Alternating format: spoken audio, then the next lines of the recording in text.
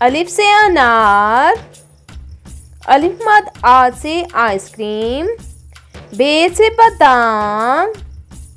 पे से पिस्ता,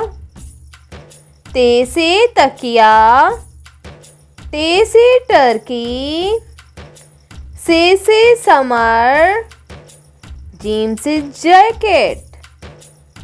चे से चॉकलेट, हे से हलवा, खे से खुबानी, दाल से दादी, डाल से डाक, जाल से ज़ख़ीरा, ए से रोटी। रे से कोई लफ्ज़ शुरू नहीं होता मगर ये अल्फाज बन के दरमियान में आता है, जैसे कि लड़का। से ज़राफ़ा,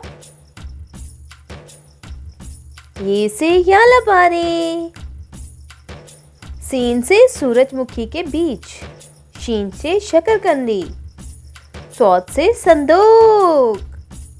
ज़ौ से ज़ईफ़, तोय से तालिबे इल्म, ज़ोय से ज़रूफ़, आइन से उकाब,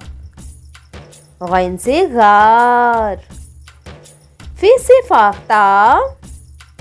काफ से कुल्फ़ी, काफ से कौवा, गाफ से गाय, लाम से लीमू, मीम से मूली, नून से नारियल, वाव से वकील, हे से हथौड़ी, हमज़ा से चाय, छोटी ये से याक, बड़ी ये से यक्का।